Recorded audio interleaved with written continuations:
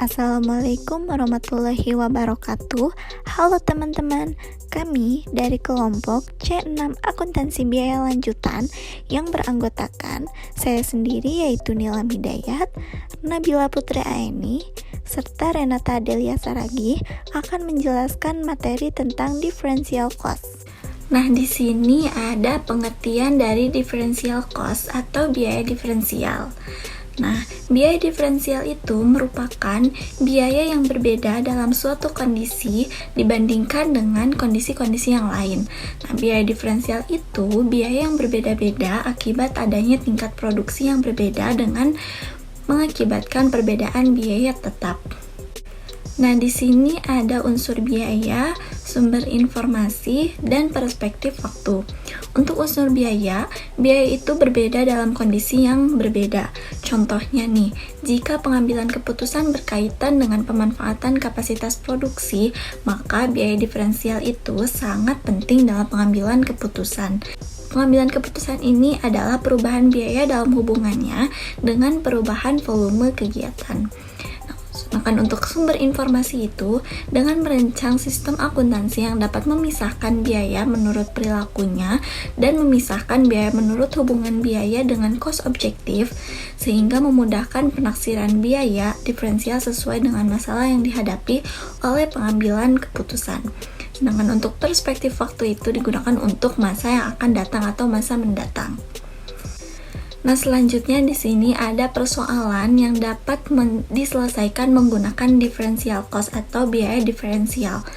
Di sini ada 4 persoalan.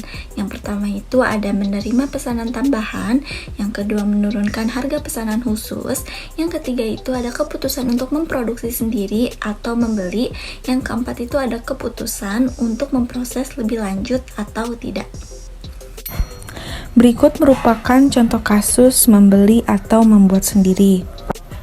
Pilihannya ada 2, yaitu perusahaan sekarang membuat dan mempertimbangkan akan membeli dari pemasok luar atau outsourcing, dan ada juga perusahaan sekarang membeli dari pemasok luar dan mempertimbangkan akan membuat sendiri atau in-house sourcing. Dan berikut merupakan contohnya dari soal membuat atau membeli sendiri. Dan ini merupakan soal yang kedua dengan kasus yang masih sama. Dan yang kedua yaitu dengan kasus yang berbeda, yaitu menjual atau memproses lebih lanjut suatu produk. Dibagi menjadi 2, yaitu tidak diperlukan tambahan fasilitas produksi dan diperlukan tambahan fasilitas produksi. Keputusannya yaitu, jika A positif, pilih alternatif memproses lebih lanjut, dan jika A negatif, jangan pilih alternatif memproses lebih lanjut. Untuk tidak diperlukan tambahan fasilitas produksi juga dibagi menjadi 2 lagi, yaitu pendapatan diferensial dan biaya diferensial. Dan diperlukan tambahan fasilitas produksi juga dibagi lagi menjadi 2 bagian, yaitu pendapatan diferensial, biaya diferensial, dan aktiva diferensial. Adapun keputusan-keputusannya, yaitu jika jumlah nilai tunai A selama umur ekonomis fasilitas produksi lebih besar daripada B, maka alternatifnya memproses lebih lanjut sebaiknya dipilih. Dan jika kemudian jumlah nilai tunai A selama umur ekonomis fasilitas produksi lebih kecil daripada B, maka alternatifnya memproses lebih lanjut dan sebaiknya tidak dipilih. Selanjutnya, saya akan menjelaskan contoh pengambilan keputusan menjual atau memproses lebih lanjut suatu produk. Di sini dapat kita lihat apa-apa saja yang diketahui pada produk A. Misalnya, di pasar telah terjadi perkembangan baru meningkatnya permintaan customer terhadap produk A1 pada harga jual 18.500 per satuan. Produk A1 merupakan hasil pengolahan lebih lanjut produk A. Jika dilihat tambahan pendapatan, jika produk A diolah lebih lanjut menjadi produk A1, perusahaan akan memperoleh pendapatan diferensial sebesar 8.500 per satuan. Namun dalam pertimbangan pengambilan keputusan ini, informasi pendapatan diferensial perlu ditandingkan dengan informasi biaya diferensial. Dalam perhitungan biaya diferensial, jika alternatif pengolahan lebih lanjut produk A menjadi produk A1 dipilih, perlu dipertimbangkan kondisi berikut ini. Yang pertama, apakah pengolahan lebih lanjut produk A1 tersebut memerlukan investasi pada fasilitas mesin dan equipment? Jika jawabannya tidak, maka pengambilan keputusan ini bersifat jangka pendek dan informasi yang relevan untuk dipertimbangkan adalah pendapatan diferensial dan biaya diferensial. Jika pendapatan diferensial lebih tinggi dari biaya diferensial, maka alternatif untuk mengolah lebih lanjut suatu produk dapat dipilih. Sebaliknya, jika pendapatan diferensial lebih kecil dari biaya diferensial, maka alternatif untuk mengolah lebih lanjut suatu produk ditolak. Yang kedua, jika pengolahan lebih lanjut produk A menjadi produk A1 memerlukan investasi dalam mesin dan equipment, maka hal ini menyangkut pengambilan keputusan investasi yang bersifat jangka panjang. Dalam pengambilan keputusan ini, informasi yang relevan tidak hanya pendapatan dan biaya diferensial, tetapi menyangkut juga aktiva diferensial.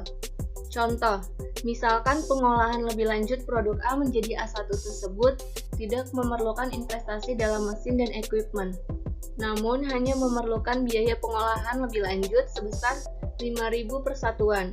Maka perhitungan informasi akuntansi diferensial sebagai berikut. Pendapatan diferensial sebesar 18.500 dikurang 10.000 dikali 10.000 satuan, menjadi 85 juta. Kemudian biaya diferensial sebesar 50 juta rupiah, sehingga laba diferensialnya menjadi 35 juta rupiah. Selanjutnya, menghentikan atau melanjutkan produksi produk tertentu atau kegiatan usaha departemen lain. Menghentikan atau melanjutkan produksi atau kegiatan terdapat dua bagian. Yang pertama, fasilitas produksi yang lama dihentikan pemakaiannya. Keputusan, jika A positif, penghentian produksi produk sebaiknya dipilih. Jika A negatif, penghentian produksi produk sebaiknya tidak dipilih. Yang kedua, fasilitas produk lama dapat dimanfaatkan dalam kegiatan bisnis yang lain. Keputusan, jika A positif, penghentian produksi produk sebaiknya dipilih. Jika A negatif, penghentian produksi produk sebaiknya tidak dipilih. Terakhir, ada pula manfaat informasi diferensial cost dalam pengambilan keputusan. Yang pertama, membeli atau membuat sendiri. Kedua, menjual atau memproses lebih lanjut suatu produk. Yang ketiga, menghentikan atau melanjutkan produksi produk tertentu atau kegiatan usaha suatu bagian perusahaan. Keempat, menerima atau menolak pesanan khusus. Kesimpulan, jadi dapat disimpulkan bahwa biaya diferensial didefinisikan sebagai perbedaan biaya yang timbul akibat adanya keputusan tertentu. Misalnya, manajemen melakukan penambahan volume produksi.